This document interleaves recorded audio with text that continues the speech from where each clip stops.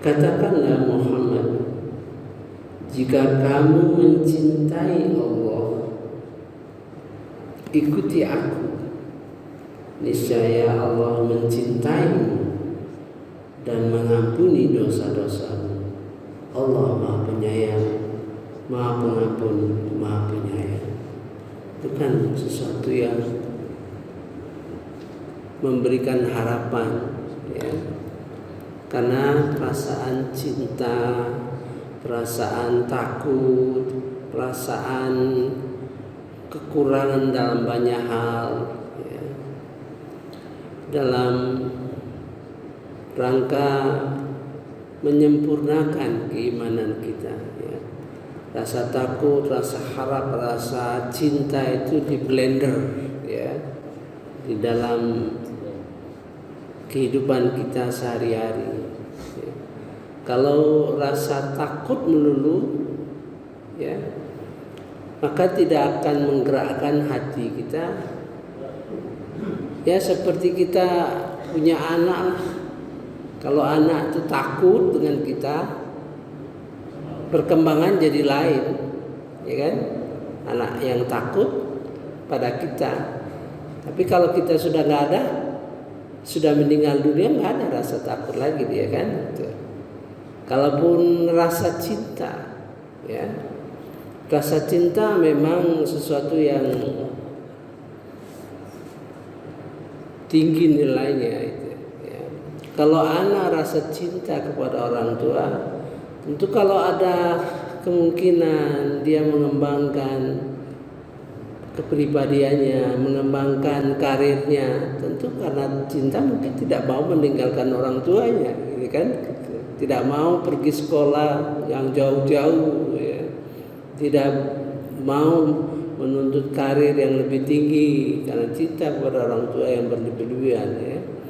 Begitu juga dia mengharap terhadap orang tua itu sudah pasti tidak positif, ya. Gitu. Nah, perasaan tiga-tiga ini berkembang di dalam tubuh, dalam batin kita, ya. Dalam membaca Alhamdulillahirabbil alamin Ar-Rahmanir Rahim Maliki Yaumiddin. Alhamdulillah, kita bersyukur, mengucapkan alhamdulillah. Terbayanglah kita 33 substansi Al-Quran yang diajarkan Allah kepada kita, ya. 33 substansi, ya. Ar-Rahmanir Rahim. Terbayanglah harapan semoga kita mendapat rahmat, mendapat pengampunan, mendapat maghfirah dari Allah Subhanahu wa taala. Maliki Yaumiddin. Rasa takut, ya, bahwa Allah itu sangat berkuasa pada akhirnya. Nah, itu harus tumbuh berkembang di dalam diri kita sehingga kita mengucapkan iyyaka na'budu wa iyyaka nasta'in. Engkaulah yang kami sembah, Engkaulah yang kami minta pertolongan. Ya. Dalam rangka itulah kita harapkan petunjuk kepada jalan yang lurus. Ya, kita sudah segala sesuatu dalam Al-Quran selalu kita hubungkan dengan Al-Fatihah. Sehingga di dalam membaca Al-Fatihah itu semakin hari semakin dalam, walaupun tidak kelihatan. Karena di dalam ibadah kita itu ada 4 komponen, ya, khususnya sholat. Kalau berkenaan dengan materi bacaan dan sebagainya, fisik, kegiatan fisik beribadah itu ya bisa diselesaikan dengan fikih sholat. Tapi masalah pikiran, zikir dan qalbu tidak bisa dilepaskan dari Al-Quran Karim. Nah, ini sehubungan dengan katakanlah Muhammad, jika kamu mencintai Allah, ikuti aku.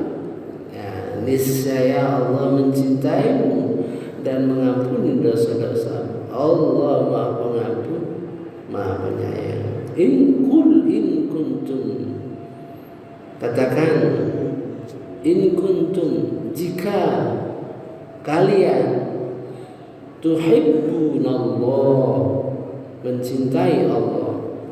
Kul itu katakanlah, tapi maknanya itu ajarkan, ya, resapkan, beri pengertian yang sebaik-baiknya. Kul in kuntum tuhibbunallah, kalau kamu cinta kepada Allah, fattabi'uni, ya, ikuti aku. Yuhibbukumullah, Allah akan mencintai kamu. Wa yaghfir lakum dzunubakum, wallahu ghafurur rahim. Lanjutannya, qul atiullaha war rasul, ya, katakan taatilah Allah dan Rasul. Fa in tawallau, maka jika kalian berpaling daripadanya, berpaling dari iman, berpaling kepada ketaatan, fa innallah, sesungguhnya Allah la yuhibbul kafirin. Jadi cinta kepada Allah itu dengan cara mengikuti apa yang diberi petunjuk oleh Rasulullah SAW, ya. Itu perasaan cinta yang menimbulkan pengampunan Allah Subhanahu wa taala. Nah, di dalam surah Al-Mulk, ya, adalah cinta karena takut, ya, gitu ya. Bagaimana kita bisa mengembangkan rasa takut kepada Allah Subhanahu wa taala? Ya, kenal dengan Allah dengan segala sifat-sifatnya. Ya, harus belajar ilmu tauhid, ya.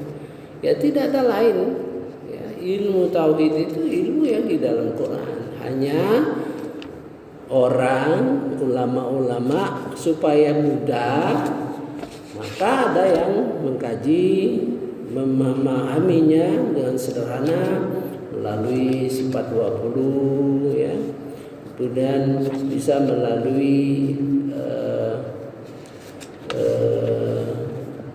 tauhid uluhiyah, tauhid rububiyah, tauhid asma wal sifat. Itu alat saja, jangan dijadikan pertentangan. Itu alat, ilmu yang muncul setelah Rasulullah. Seperti kita ini ilmu tajwid. Ilmu tajwid itu ilmu baru, ya, ilmu baru. Mulanya Al-Quran itu nggak ada tanda-tanda. Titik 1 ba, titik 2 ta, titik 3 sa, tidak ada. Tidak ada dulunya kasroh, dhamma, ya, tidak ada. Itu berkembang sehingga seandainya, ya, ilmu tajwid itu tidak ada, ya, ilmu yang mengajarkan makhraj huruf itu tidak ada, maka kita tidak akan bisa bersama-sama baca Quran. Pembacaan Quran tentu berbeda-beda, ya. Nah, itu ilmu yang berkembang. Itu pun jangan jadi perdebatan dan sebagainya. Begitu juga ilmu tauhid, ya. Ilmu yang penting alat. Alat itu untuk membongkar apa-apa yang di dalam Quran. Dengan alat itulah kita jadi mudah. Oh, ini uluhiyah, oh ini rububiyah, oh ini sifat. Dengan mengerti gitu, rasa kenal dengan Allah, rasa dekat dengan Allah itu berkembang, ya. Dalam surah Al-Mulk, A'udzubillahi minasyaitonirrajim, bismillahirrahmanirrahim. Innal ladzina yakhshawna rabbahum bil ghaib, sesungguhnya orang yang takut kepada Tuhan mereka dalam keadaan ghaib, dia tidak kenal, dia tidak lihat, ya. Lahum maghfiratun wa ajrun kabir, mereka akan dapat ampunan dan menjawab hal yang besar. Yakhsya'un. Mengapa yakhsya itu Rabbum? Tidak yakhsya Allah, ya. Tidak yakhsya Allah. Takut kepada Rabbuhum, artinya Rabbuhum itu Allah itu mencipta, mengatur kita, mendidik kita, ya. Dalam proses munculnya rasa takut itu tentu dalam perjalanan hidup kita, di mana Allah itu mengatur, memberi rezeki, ya, memberi ancaman, memberi pendidikan kepada kita, ya. Itulah proses yang takut dari kata Rabb, ya.